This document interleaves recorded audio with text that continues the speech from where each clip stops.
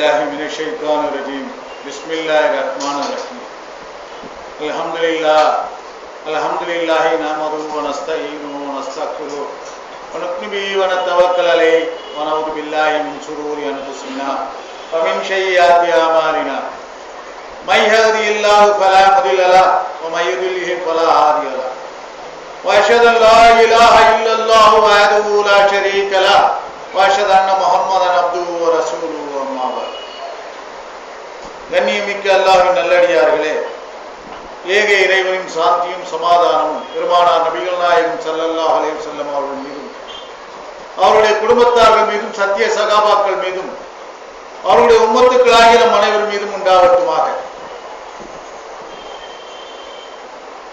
பெருமானார் நபிகள் நாயகம் ஸல்லல்லாஹு அலைஹி வஸல்லம் அவர்களை மா மனிதர் என்று உலகம் பூராவும் இருக்கிற மக்கள், அறிஞர்கள் அனைவரும் போற்றுகின்றார்கள். ஏன் மா மனிதர் என்று போற்றுகின்றார்கள் என்பதை பற்றி இன்ஷா அல்லாஹ் இந்த வாரம் பார்ப்போம். முகமது நபி நன்மையான செயல்களை ஏவி தீமையான காரியங்களிலிருந்து மக்களை விலக்குவார், நல்லவற்றையே ஆகமாக்கி வைப்பார். அவர் மீது நம்பிக்கை கொண்டு அவருக்கு கண்ணியம் அளித்து அவருக்கு உதவி செய்து அவர் மீது அருளப்பட்ட ஒளியை எவர் பின்பற்றுகிறார்களோ அவர்கள் தான் வெற்றியாளர்கள் என்று இறைவன் திருமறையிலே குறிப்பிடுகிறார்.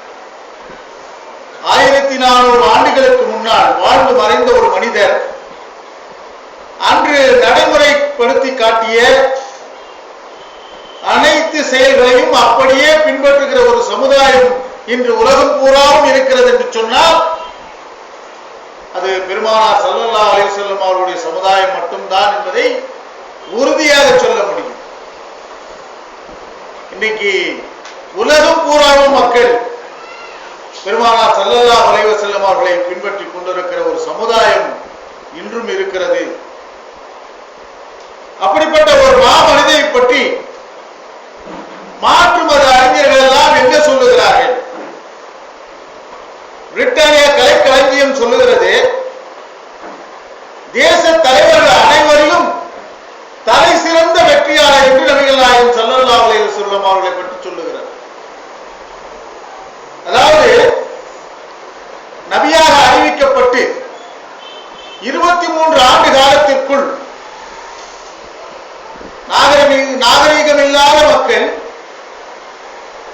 ஒழுக்கமில்லாத மக்கள் 23 ஆண்டு காலத்திற்குள் ஒரு நாகரீகமிக்க, ஒழுக்கமிக்க, பண்பாடு மிக்க ஒரு சமுதாயமாக எப்படி மாறினார்கள்?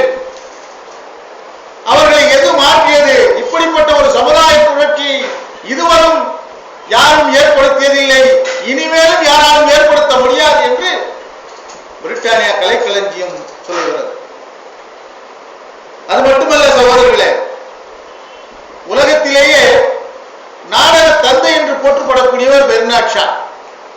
அந்த பெர்னாட் ஷா சொல்லுகிறார், நபிகள் நாயகம் ஸல்லல்லாஹு அலைஹி வஸல்லம் அவர்கள் இன்று இருந்திருப்பார்களேயானால் இன்றைய உலகில் பெருகி இருக்கும் இந்த அநியாய கலாச்சாரங்களுக்கு, சீரழிந்து போயிருக்கும் இந்த மாநில நாகரீகத்தை அழிக்க முனைந்திருக்கும் இந்த பிரச்சனைகளுக்கெல்லாம் நபிகள் நாயகம் ஸல்லல்லாஹு அலைஹி வஸல்லம் அவர்கள் இன்று இருந்திருப்பாரேயானால் ஒரு உறுதியான தீர்வு கண்டிருப்பார் என்று அறிஞர் பெர்னாட் ஷா கூறியிருக்கிறார். அது மட்டுமல்ல சகோதரர்களே, வரலாற்றை எழுதக்கூடிய வரலாற்று பேராசிரியர் கார்லே மிகப்பெரிய தத்துவ ஞானி, அவர் ஒரு மிகப்பெரிய ஆராய்ச்சியாளர்.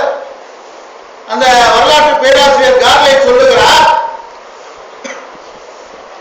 சண்டை, சச்சரவு, கொலை, கொள்ளை, வட்டி, குலம், கோத்திரங்கள் இப்படி நாடோடிகளாக இருந்த மனிதர்களை ஒரு தனி மனிதர் தன்னுடைய தனி முயற்சியால் 23 ஆண்டு காலத்திற்குள் நாகரீகம் மிகுந்த பலம் பொருந்திய பண்பாடு நிறைந்த உலகத்திற்கே நாகரீகத்தை, பண்பாட்டை, ஒழுக்கத்தை கற்றுக் கொடுக்கக்கூடிய ஒரு சமுதாயமாக இவரால் எப்படி மாற்ற முடிந்தது என்று இன்றும் அதிசயமாக இருக்கிறது என்று ஆச்சரியப்படும் வகையிலே அவர் தன்னுடைய நூலிலே எழுதியிருக்கிறார்.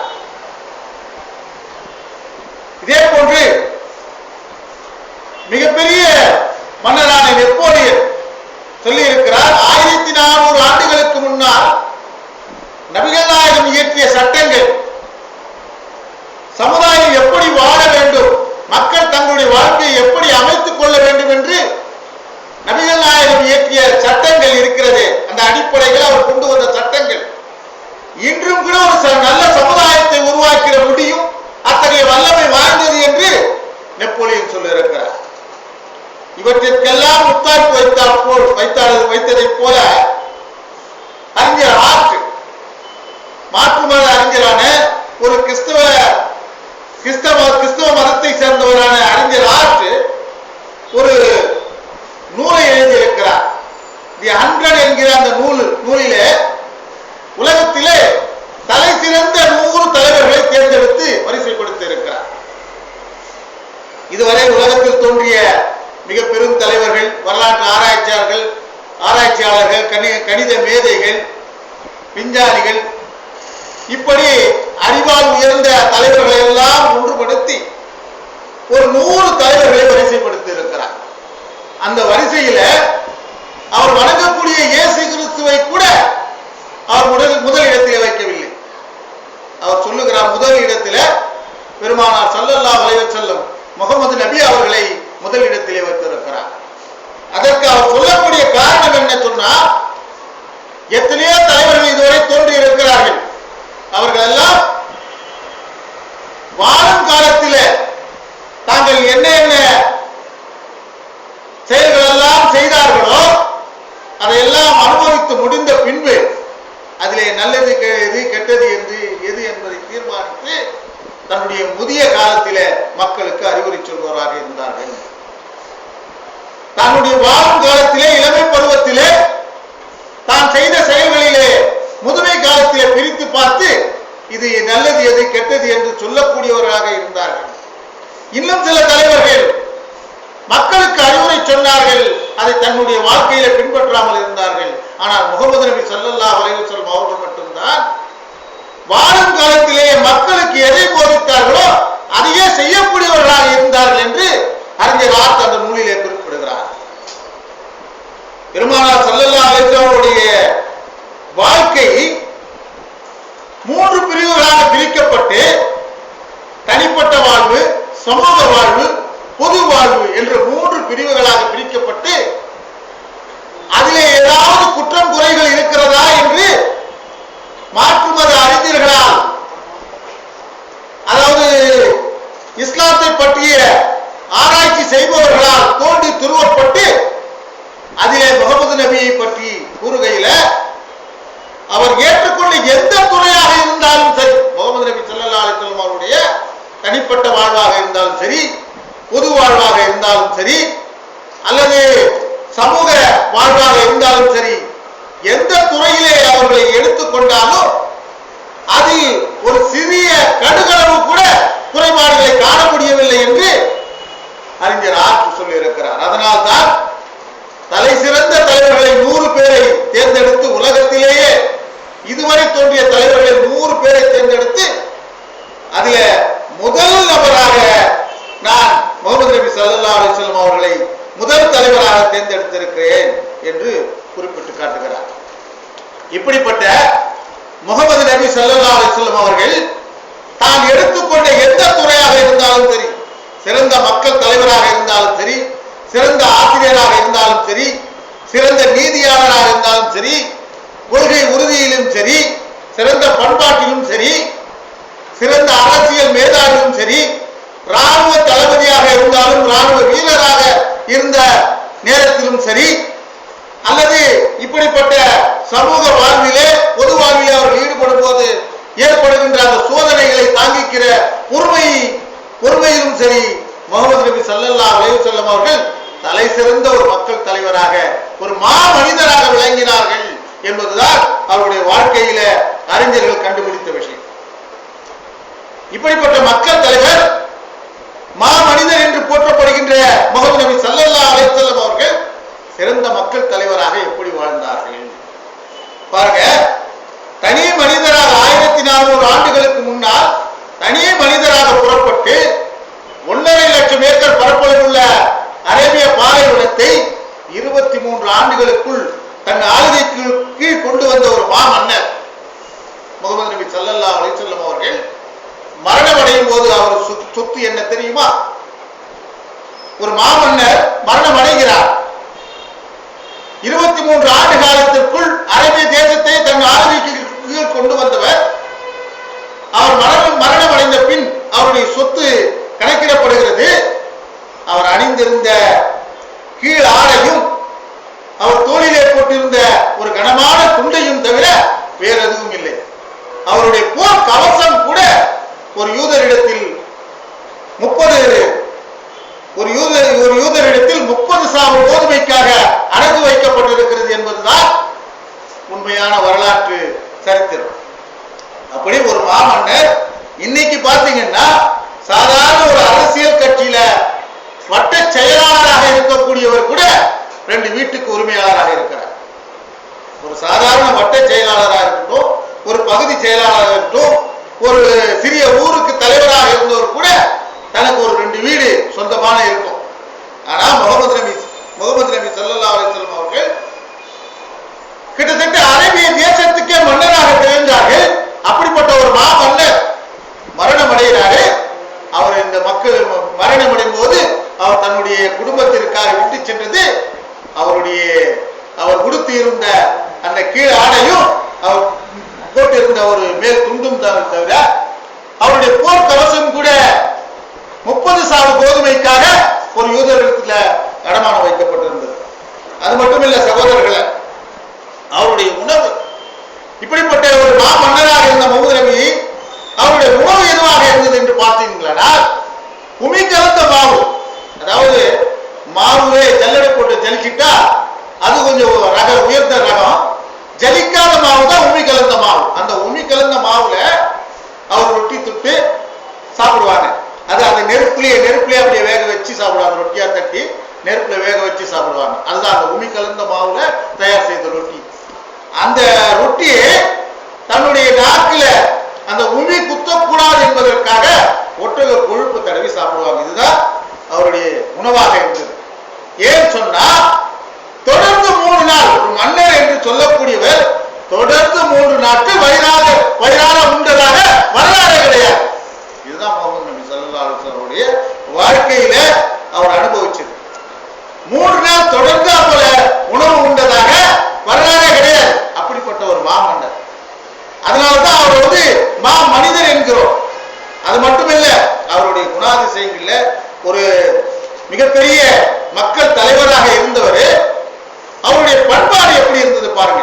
அதாவது அவர் சபையில தன்னுடைய தொண்டர்களோடு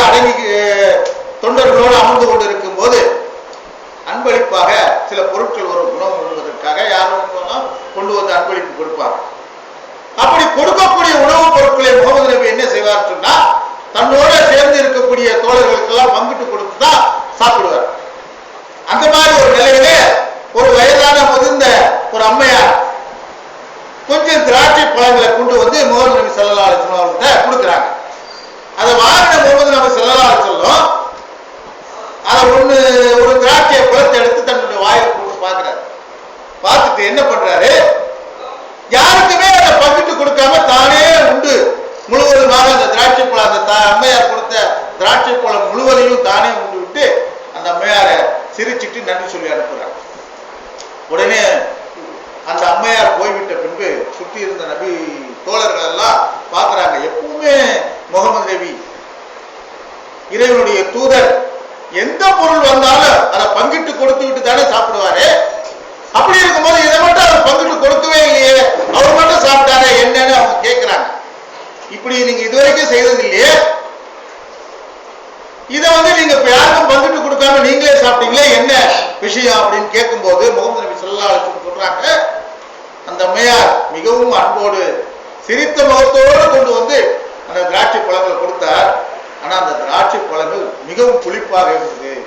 அதை நான் உங்களுக்கு பங்கிட்டு கொடுத்தேன்னு சொன்னா அவங்க எதிரிலே நீங்க புளிப்பா இருக்குதுன்ட்டு மனதை கோணல்படுத்துவீங்க. அதனால அவங்க மனசு வேதனைப்படுவாங்க. அவங்க இருந்தாலும் பரவாயில்ல, அதை நான் சாப்பிட்டுட்டு அவங்க கிட்ட சந்தோஷமா அவங்களை வழி அனுப்பி வச்சேன்னு சொல்லி பெருமானார் ஸல்லல்லாஹு அலைஹி வஸல்லம் சொல்றாங்க.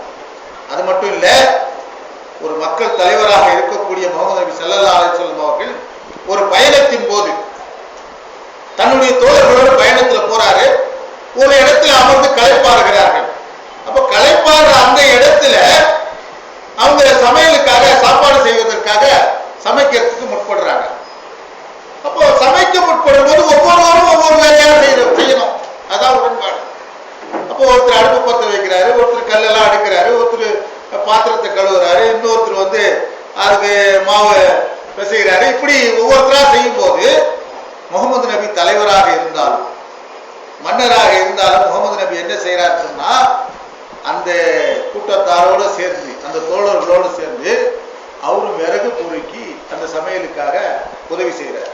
அப்போ அந்த தோழர்கள் எல்லாம் கேட்கிறாங்க, ஏன் நாங்க செய்ய மாட்டோமா, நீங்க ஏன் செய்றீங்கன்னு கேட்கும்போது, இல்ல ஆளுக்கு ஒரு வேலை செய்யும் போது நான் மட்டும் சும்மா வெறுமனே இருந்து அதை சாப்பிடுறது சரியில்லை, உங்களோட சேர்ந்து நானும் அதை செய்தாதான் அது எனக்கு திருப்தி அப்படிங்கறது மாதிரி சொல்லி, அப்போ ஒரு தேச தலைவர், ஒரு மக்களுடைய தலைவர், ஒரு மன்னராக இருக்கக்கூடியவர் மக்களோடு மக்களாக எப்படி தன்னை பகிர்ந்து கொண்டு இருந்தார் என்பதை இது இந்த நிகழ்ச்சி எல்லாம் நமக்கு தெரியப்படுத்துது. அது மட்டும் இல்லைங்க, ஒரு மக்கள் தலைவராக அவர் எப்படி பிரகாசித்தார் என்பதற்கு முத்தாய்ப்பார் ஒரு விஷயம் என்னன்னு சொன்னா, இறுதியாக பெருமானார் ஸல்லல்லாஹு அலைஹி வஸல்லம் தன்னுடைய 23 நபித்துவம் பெற்ற 23 ஆண்டுகளுக்கு கடைசியாக மெக்காவை வெற்றி கொள்ளுகிறார்.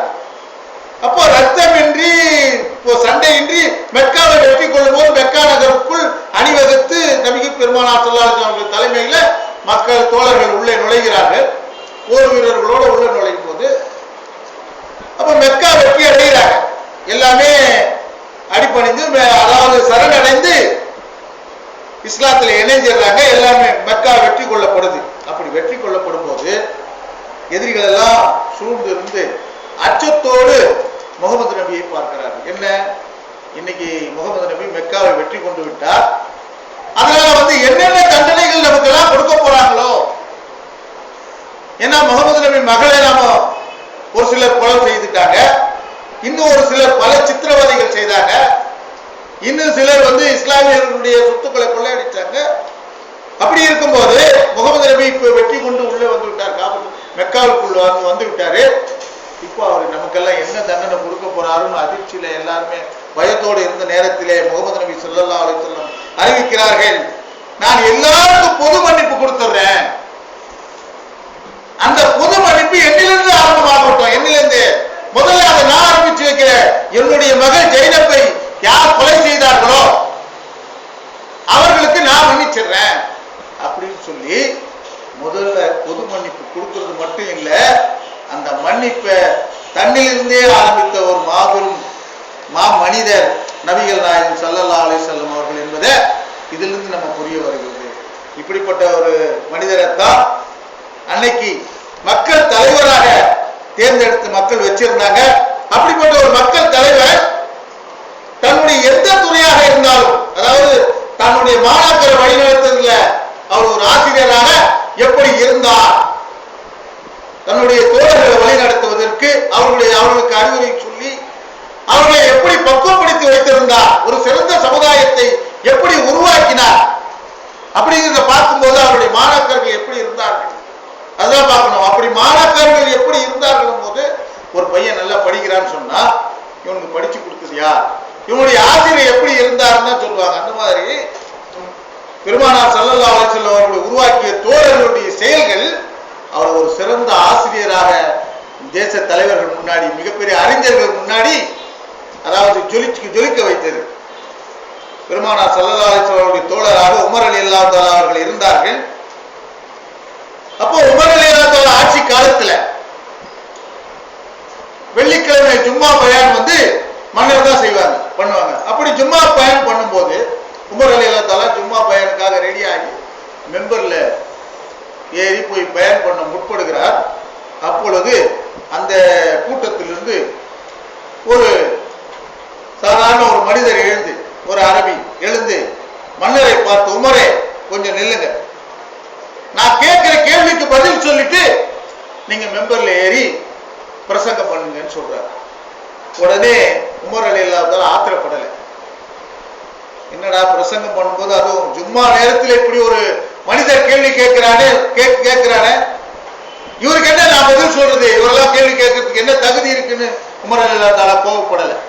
உடனே திரும்பி பார்த்து உங்களுடைய கேள்வியை சொல்லுங்க, உங்க கேள்விக்கு பதில் சொல்லிட்டே நான் மெம்பர்ல ஏறி நான் பிரசங்கம் பண்றேன்னு சொல்றாரு. அப்போ அந்த அரபி கேட்கிறாரு, உமரே ஹுனைன் போர் நடந்தது, அந்த போர்ல நானும் கலந்துகிட்டேன், நீங்களும் கலந்துகிட்டீங்க.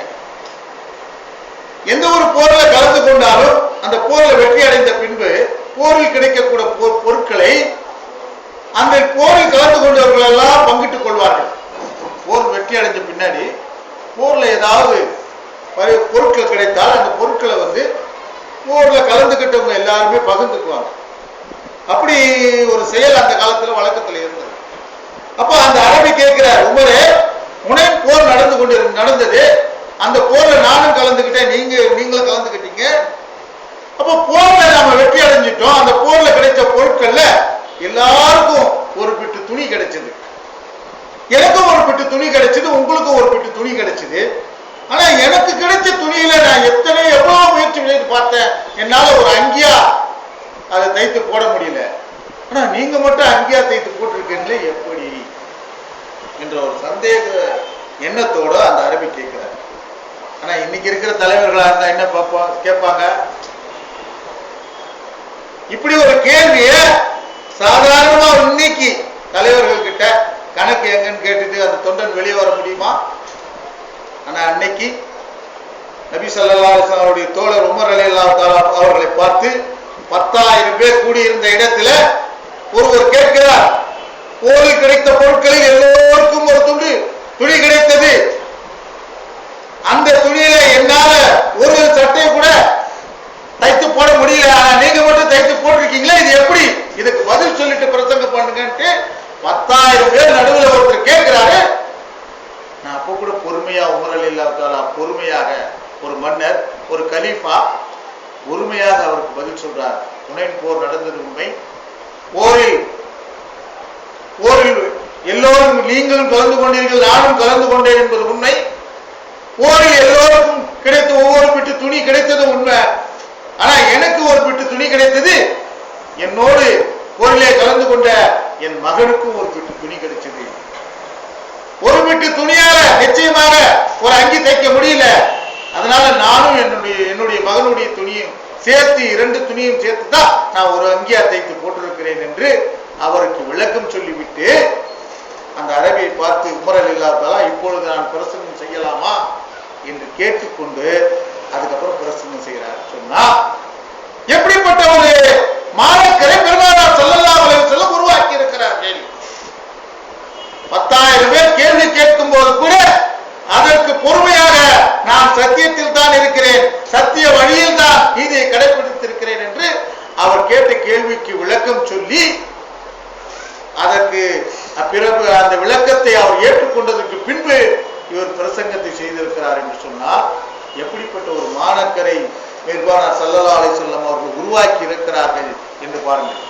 அப்போ பெருமானார் ஸல்லல்லாஹு அலைஹி வஸல்லம் ஒரு சிறந்த மக்கள் தலைவராக மட்டும் இல்ல, ஒரு சிறந்த ஆசிரியராகவும் தன்னுடைய வாழ்க்கையில ஜொலித்திருக்கிறார்கள்.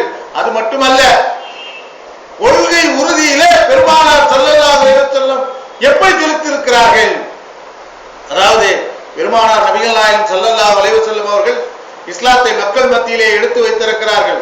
வணக்கத்திற்குரியவன் இறைவன் ஒருவனே, முகமது நபியாகிய நான் இறைவனுடைய தூதர் என்று மக்கள் மத்தியிலே எடுத்து சொல்லும் பொழுது கொஞ்சம் கொஞ்சமாக சிலர் இஸ்லாத்தை ஏற்றுக்கொண்டு இருக்கிறார்கள். அந்த சூழ்நிலையிலே இஸ்லாத்துக்கு விரோதமானவர்கள் எல்லாம், எதிரிகள் எல்லாம் ஒன்று கூடி முகமது நபியினுடைய இந்த பிரச்சாரத்தை முடக்க வேண்டும் என்ற நோக்கத்திலே முகமது நபியினுடைய வளர்ப்பு தந்தையான அபூ தாலிப் அவர்களை அணுகி அவர்களிடம் ஒரு ஆலோசனை சொல்லி இதை முகமது நபியிடம் சொல்லி இதற்கு கட்டுப்படுகிறாரா,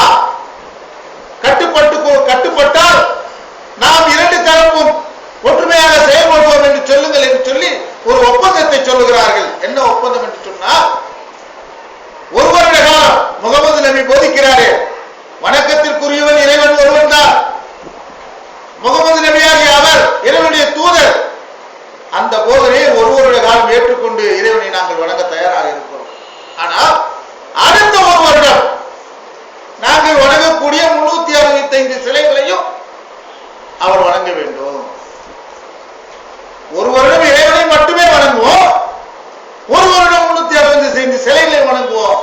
இந்த ஒப்பந்தத்தை முகமது நபி ஏற்றுக்கொண்டு விட்டால் அவர் இந்த நாட்டுக்கே மன்னராக வேண்டுமானாலும் அவரை மன்னராக்குகிறோம், அல்லது அவருக்கு எவ்வளவு செல்வம் வேண்டும் என்றாலும் அதை தருவதற்கு தயாராக இருக்கிறோம், அல்லது எங்க குலத்திலே இருக்கிற எப்படிப்பட்ட அழகான பெண்ணை அவர் கேட்டாலும் அவருக்கு திருமணம் செய்து தர தயாராக இருக்கிறோம். இந்த ஒப்பந்தத்தை ஒப்புக்கொள்கிறாரா கேளுங்கள் என்று அவருடைய வளர்ப்பு தந்தையான அபு தாலிப் அவர்களும் இந்த ஒப்பந்தத்தை சொல்லி அனுப்புகிறார்கள். அபு தாலிப் அவர்கள் பெருமானார் ஸல்லல்லாஹு அலைஹி வஸல்லம் அவர்களிடம் வந்து,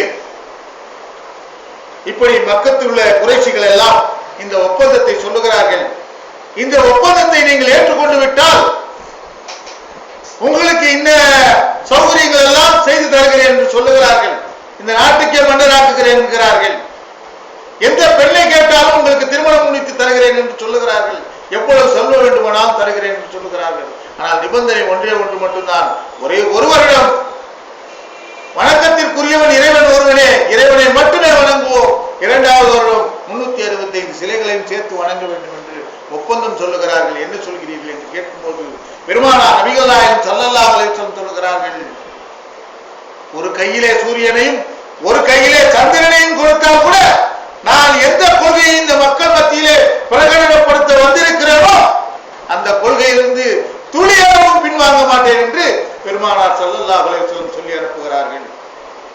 அப்பொழுதுதான் இறைவன் செய்தி அனுப்புகிறான், குல் யா அய்யுஹல் காஃபிரூன், நபியே அந்த இஸ்லாத்தினுடைய எதிரிகளிடத்தில் சொல்லிவிடுங்கள், இஸ்லாத்தை நிராகரிப்பவர்களிடம் சொல்லிவிடுங்கள், அவர்களுடைய மார்க்கம் அவர்களுக்கு, உங்களுடைய மார்க்கம் உங்களுக்கு, லக்கும் தீனுக்கும் வலியதி, அவருடைய மார்க்கம் அவர்களுக்கு, உங்களுடைய மார்க்கம் உங்களுக்கு என்று இறைவன் செய்தி அனுப்புகிறார். எனவே உள்ள கொள்கையிலே பெருமானார் ஸல்லல்லாஹு அலைஹி வஸல்லம் அவர்கள் எப்படி தன் வாழ்க்கையை உறுதியாக அமைத்துக் கொண்டார்கள் என்பதைத்தான் இந்த நிகழ்ச்சி நமக்கு காட்டுகிறது. ஆக பெருமானார் ஸல்லல்லாஹு அலைஹி வஸல்லம் ஒரு சிறந்த மக்கள் தலைவராக மட்டுமல்ல, மாணக்கர்களை தோழர்களை உருவாக்கக்கூடிய ஒரு சிறந்த ஆசிரியராக திகழ்ந்தார்கள். ஒரு சிறந்த ஆசிரியராக மட்டுமல்ல, தாம் கொண்டு வந்த கொள்கையை தன்னுடைய வாழ்க்கையிலே எவ்வளவு உறுதியாக நிலைப்படுத்தினார்கள். அது மட்டுமல்ல சகோதரர்களே, பெருமானார் ஸல்லல்லாஹு அலைஹி வஸல்லம் அவர்கள் தன்னுடைய வாழ்க்கையிலே 40 வயதில் நபியாக அறிவிக்கப்பட்டு 63 வயதிலே காலமடைந்தார்கள். அந்த 23 ஆண்டு காலத்தில் 65 போர்களை அவர்கள் வழிநடத்தி இருக்கிறார்கள். அந்த 65 போர்களிலே பத்ர் யுத்தம் என்பது முக்கியமான யுத்தம். அந்த யுத்தத்திலே ஒரு சிறந்த ராணுவ தளபதியாக அவர் எப்படி விளங்கினார்கள் என்பதைத்தான் அந்த நிகழ்ச்சி காட்டுகிறது சகோதரர்களே. பெருமானார் ஸல்லல்லாஹு அலைஹி வஸல்லம் அவர்கள் பத்ர் யுத்தத்திற்காக ராணுவ அணிவகுப்பு நடத்தி கொண்டிருக்கின்ற நேரத்திலே ஒரு வீரர் பெருமானார் ஸல்லல்லாஹு அலைஹி வஸல்லம் அவர்கள் அருகே வரும்போது ஒரு வீரர் தன்னுடைய அங்கியை தூக்கி மேல் அங்கியை தூக்கி காட்டுகிறார், தன்னுடைய வயிற்றை காட்டுகிறார். நபி அவர்களே, என்னுடைய வயிற்றை பாருங்கள். என்ன விஷயம் என்று பார்த்தால், தன்னுடைய வயிற்று பசியினுடைய கொடுமையின் காரணமாக அவர்கள் ஈரத்துணியால் கல்லை கட்டி, ஈரத்துணியிலே கல்லை கட்டி தன்னுடைய வயிற்றிலே கட்டி கொண்டிருக்கிறார். இந்த அளவுக்கு கொடுமையான பசியின் காரணமாக பசியோடு நான் இந்த போர் பயிற்சியை எடுத்துக் கொண்டிருக்கிறேன் என்று அவர் தன்னுடைய ராணுவ தளபதியான, அதாவது தன்னுடைய இந்த போரை வழிநடத்தக்கூடிய முகமது நபி ஸல்லல்லாஹு அலைஹி வஸல்லம் அவரிடம் காட்டுகிறார். அப்பொழுது பெருமானார் ஸல்லல்லாஹு அலைஹி வஸல்லம் மிகவும் பொறுமையாக அவரிடத்திலே தன்னுடைய மேலங்கியை எடுத்து காட்டுகிறார்கள், தன்னுடைய வயிற்றை காட்டுகிறார்கள். அதிலே ஈரத்துணியை 2 கல்லால் கட்டி அதில் வயிற்றிலே கட்டப்பட்டிருக்கிறது. அதாவது இன்னைக்கு பார்த்தீங்கன்னு சொன்னா, எந்த ஒரு விஷயத்திலும் ஒரு தலைவராக இருக்கக்கூடியவர் தன்னுடைய அவர் போகிற வாகனம் கூட அதாவது ஏசி காரா இருக்கும். அவர் சாப்பிட்ற சாப்பாடு கூட மிகச்சிறந்த உணவாக இருக்கும். அவர் போடுகிற அந்த உடை கூட மிக உயர்ந்த ரகத்தை சேர்ந்ததாக இருக்கும். தொண்டரை விட 10 மடங்கு 20 மடங்கு கூடுதல் தரம் வாய்ந்ததாக இருக்கும். உணவிலும் சரி, உடையிலும் சரி, அவர் இருக்கையிலும் சரி. ஆனால் பெருமானார் ஸல்லல்லாஹு அலைஹி வஸல்லம் அன்னைக்கு ஒரு தொண்டர் பசியோடு இருக்கிறார்.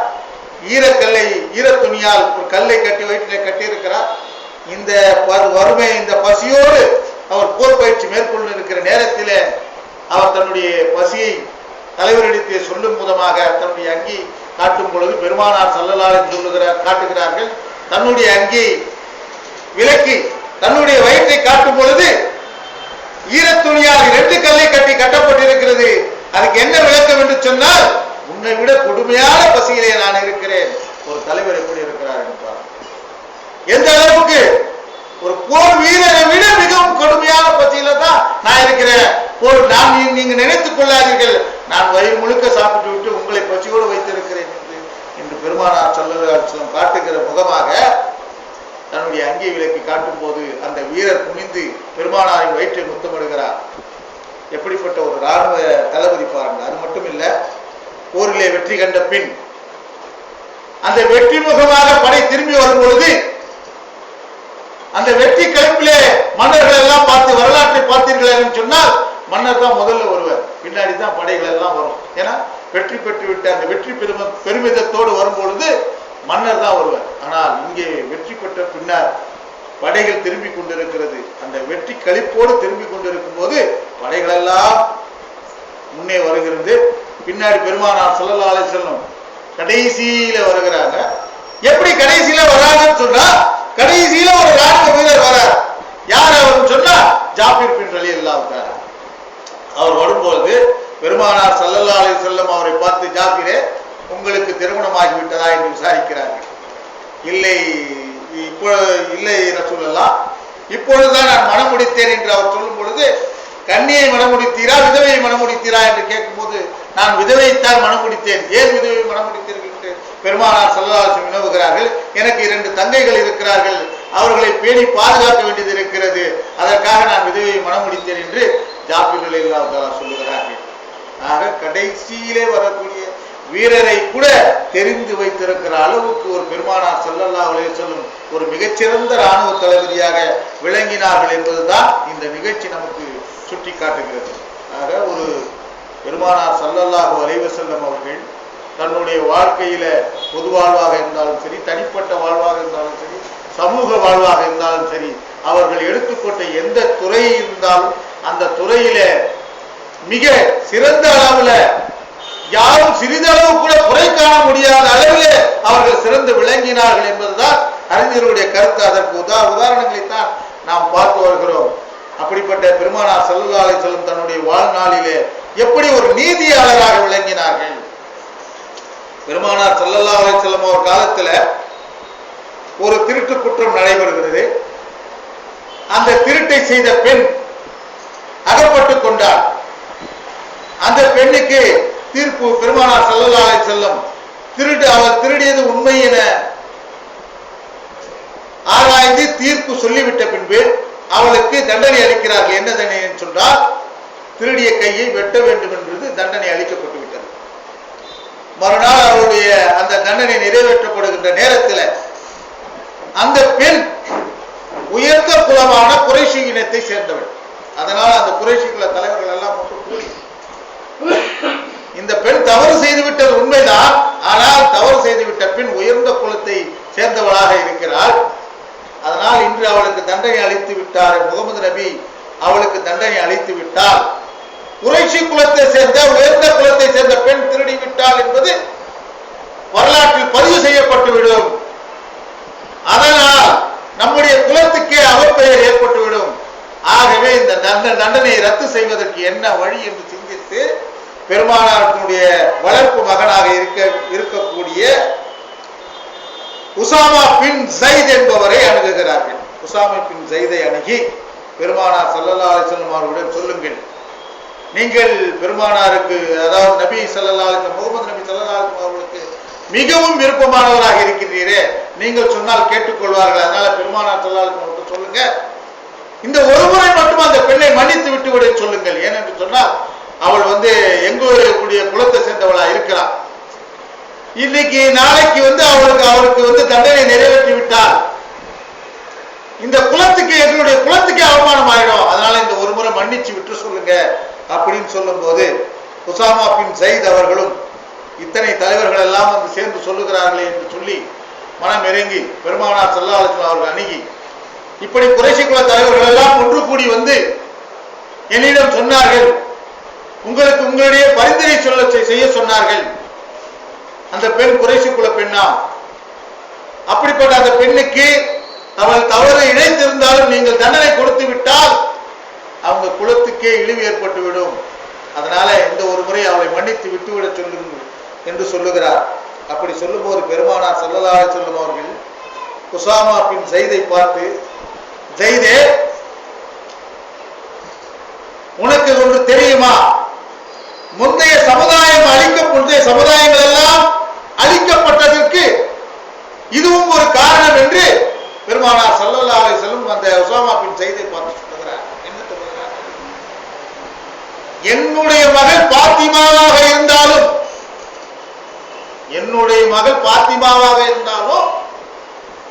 அவளுக்கும் இப்படி திருட்டு குற்றம் செய்தார்கள் என்றால் இந்த தண்டனைத்தான் அளிக்கப்படும்.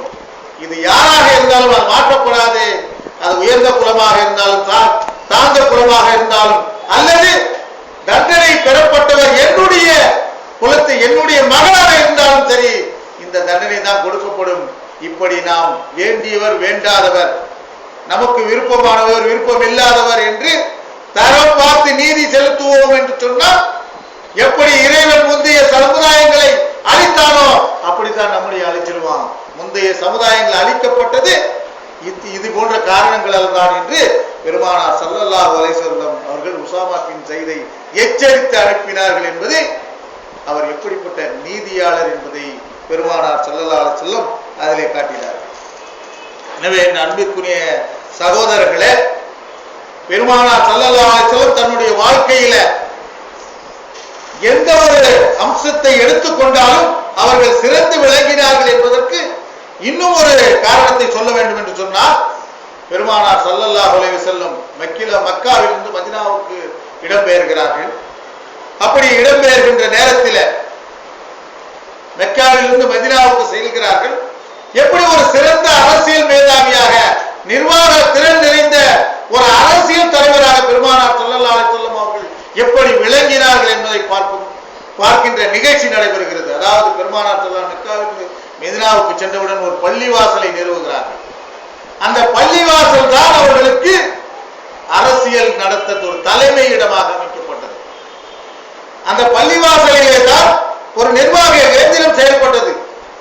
மதீனாவிலே பள்ளிவாசல் கட்டி முடித்த பின்பு மக்காவில் இருந்து மதீனாவுக்கு வந்த முஜாஹிதீன்கள் எல்லாம் அழைக்கிறார்கள்.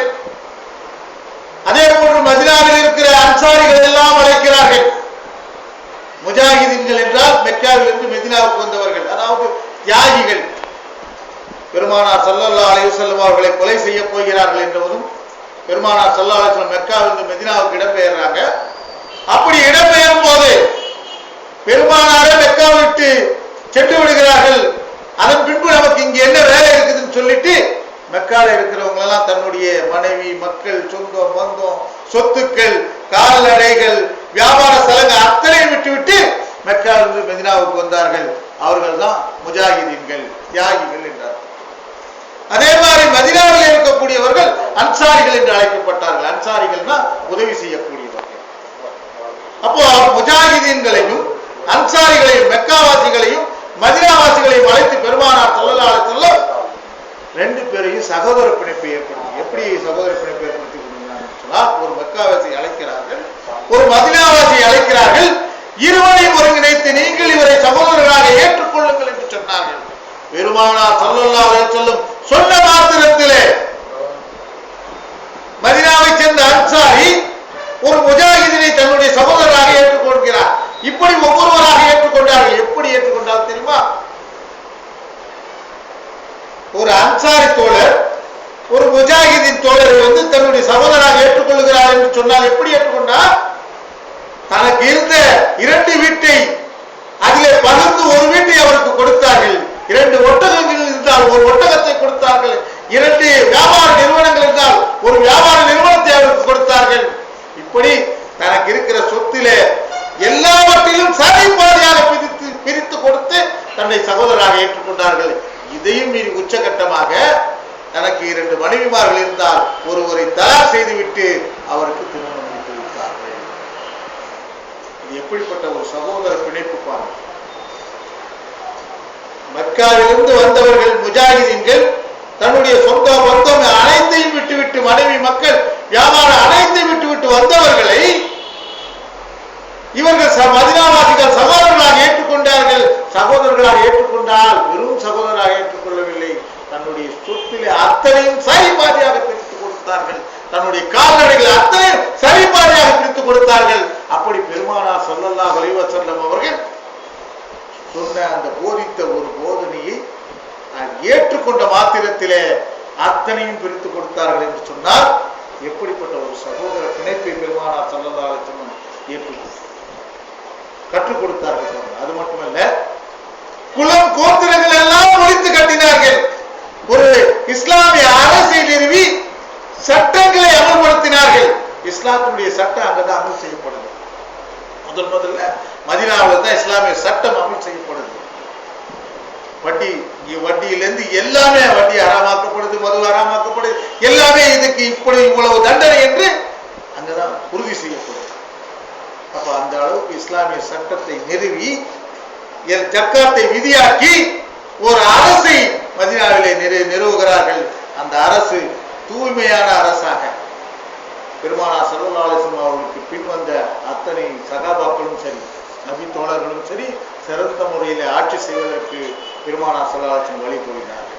அது மட்டுமல்ல, தன்னுடைய வாழ்க்கையில பெருமானார் ஸல்லல்லாஹு அலைஹி வஸல்லம் எப்படி ஒரு சிறந்த பண்பாளராக திகழ்ந்தார்கள். ஒரு மக்கள் அவையிலே பெருமானார் ஸல்லல்லாஹு அலைஹி வஸல்லம் அமர்ந்திருக்கும் பொழுது ஒருவர் பெருமானார் ஸல்லல்லாஹு அலைஹி வஸல்லம் நபி முகமது நபி அவருடைய அங்கியை பிடித்து இழுத்து வாங்கிய கடனை வைத்து விட்டு பேசுங்கள் என்று சொல்லுகிறார். உடனே வலது பக்கம் அமர்ந்திருக்கும் அபூபக்கர் சித்திக் ரலியல்லாஹு தஆலா அவர்களுக்கு கோபம் வந்து விடுகிறது. அந்த கோபத்தின் உச்சியிலே அவரை மிக கடுமையாக எச்சரிக்கிறார்கள். இடது பக்கம் அமர்ந்திருக்கும் உமர் ரலியல்லாஹு தஆலா வாளை எடுத்து விடுகிறார்கள், இவனை தலையை வெட்டி விடுவேன் என்று. ஆனால் பெருமானார் ஸல்லல்லாஹு அலைஹி வஸல்லம் இருவரையும் அமைதிப்படுத்தி, கடன் கொடுத்தவருக்கு கேட்கிற அதிகாரம் இருக்கிறது, அதனால் அவர் மீது கோபம் கொள்ளாதீர்கள், நான் வாங்கிய கடனுக்கு ஈடாக அதை விட அதிகமாக விலையுள்ள ஒரு ஒட்டகத்தை அவர் கொடுத்து அனுப்புங்கள் என்று பொறுமையாக சொல்லி அனுப்பினார்கள். ஆக பெருமானார் ஸல்லல்லாஹு அலைஹி வஸல்லம் தன்னுடைய பண்பாட்டிலே எந்த அளவுக்கு ஒரு சிறந்த பண்பாடு மிக்க மனிதராக திகழ்ந்தார்கள் என்பதை இந்த நிகழ்ச்சி சொல்லி காட்டுது. அது மட்டுமல்ல, பெருமானார் ஸல்லல்லாஹு அலைஹி வஸல்லம் அவரை ஒருவர் விருந்துக்கு அழைக்கிறார். அப்ப பெருமானார் சொல்றாங்க, என்னோட ஒரு 4 பேர் இருக்கிறாங்க, சரி பரவாயில்ல வந்து விடுங்க. 4 பேர் தான் நினைச்சுக்கிட்டு போறாங்க. ஆனா போகும் வழியில ஒரு குறிப்பிடுகிறார், எங்க போறீங்க? விருந்துக்கு போறேன். அப்ப நானும் வரட்டுமா? அப்ப பெருமானார் ஸல்லல்லாஹு அலைஹி வஸல்லம் சொல்றாங்க, எங்களோட சேர்ந்து 4 பேருக்கு தான் விருந்து கொடுத்திருக்கிறேன், நம்ம போவோம்.